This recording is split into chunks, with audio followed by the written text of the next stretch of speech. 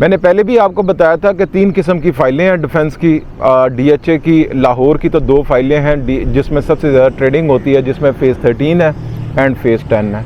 अच्छा, उसके बाद जो है यहाँ पे ज़ाहिर है कि बहुत बड़ी मार्केट DHA कोयटा की भी है, बहुत से लोग DHA कोयटा में इन्वेस्ट करते हैं। आप अगर पंजाब के हैं या लाहौर के हैं ख़ास तौर पर, तो आपको तो DHA कोयटा में जाना नहीं चाहिए। लेकिन फिर भी जिन लोगों ने लिया हुआ है DHA कोयटा, तो मैं उन लोगों को ज़रा थोड़ी सी एडवाइस देने लगा हूँ। DHA कोयटा के मतलब जो कहा जाता है बारकोड की फ़ाइल है और सेकंड बैलेट की फ़ाइल है। पहले तो मैं आपको इसको एक्सप्लेन कर दूं कि बारकोड की फ़ाइल बिल्कुल नहीं लेनी चाहिए। जो बंदा आपको 27 लाख रुपए की बारकोड की फ़ाइल दे रहा है, तो 25 लाख रुपए की सेकंड बैलेट की फ़ाइल जो है वो अवेलेबल है एक कनाल की, तो आपको सेकंड बैलेट में जाना चाहिए। नंबर सेकंड कि आपको ये कहा जाता है कि उसके अंदर जो सेलिंग है उसके ऊपर टैक्स देना पड़ता है, जो इसकी सेकंड बैलेट है, जबकि बार कोड के ऊपर नहीं टैक्स देना पड़ता। तो वो टैक्स की अमाउंट अगर मैं आपको बताऊं तो 25,000 रुपया, तो कोई हर्ज नहीं है, आप वो टैक्स दे दें 25,000 रुपया, 3 लाख रुपया। महंगी फ़ाइल क्यों ख़रीदें, पहला। दूसरा, ट्रांसफ़र फ़ीस अगर आप बारकोड की देखें तो वो ज़्यादा है, जबकि सेकंड बैलेट जो है उसकी ट्रांसफ़र फ़ीस भी कम है, तो आपको यहाँ से भी फ़ायदा है। तो हर सूरत आपको सेकंड बैलेट की फ़ाइल ख़रीदनी है। अगर ख़रीदनी है, पहले तो ख़रीदे ना, अगर आपने बाय करनी है, बहुत ज़्यादा आपको अपना लॉस करने की ज़रूरत है, तो यकीनन आपको सेकंड बैलेट ख़रीदनी चाहिए। अब आ जाएँ DHA फ़ेज़ 10 की फ़ाइल। इसके अंदर भी 2 चीज़ें होती हैं, एफिडेविट और एलोकेशन। अब जो डिफरेंस है, अभी जो गवर्नमेंट के टैक्सेस कम हुआ है, बड़ा ज़बरदस्त रिलीफ दिया है, तो सो मैं आपको कहूँगा कि बिल्कुल एफिडेविट ख़रीदने की कोई ज़रूरत नहीं है। आपको जो कहेगा कि इसमें टैक्स नहीं देने पड़ते, ये नहीं देना पड़ता, तो आपको कोई ज़रूरत नहीं है।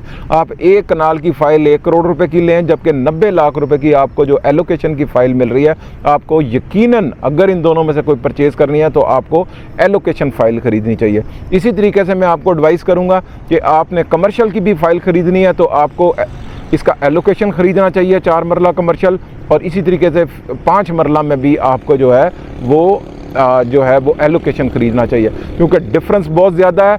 आप किसी की बातों को ना माने, मैं सिर्फ आपके सामने नंबर्स रख रहा हूँ, आपने नंबर्स को कैलकुलेट करना है।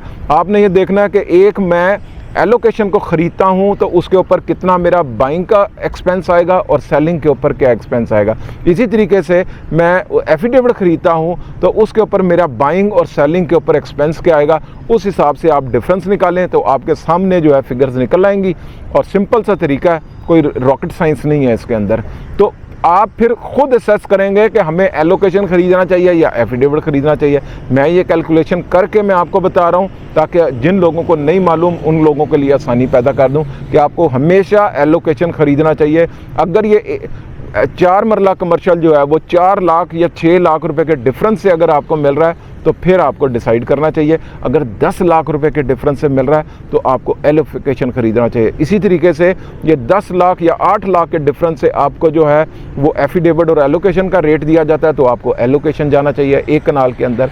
तो ये मैंने आपके लिए आसानी कर दी है। ख़रीदे ज़रूर, बाय ज़रूर करें, अच्छी इन्वेस्टमेंट है, लेकिन ज़रा इन चीज़ों का ध्यान कर लीजिएगा कि आपको एलोकेशन ख़रीदना चाहिए, एफिडेविट नहीं ख़रीदना चाहिए। किसी प्रॉपर्टी डीलर की बात में ना आए कि जी इसके बाद में जो है वो टैक्स नहीं देना पड़ता और इसका टैक्स देना पड़ता है, तो वो बड़ा मामूली टैक्स है जिसको बचाने के लिए वो अपनी आसानी के लिए आपको जो है वो एफिडेविट महंगे दामन जो है वो बेच देता है। अब आ जाए फ़ेज़ 13 के अंदर। फ़ेज़ 13 बेस्ट है, इसमें है ही एक ही किस्म की फ़ाइल जो कि एलोकेशन कहलाती है।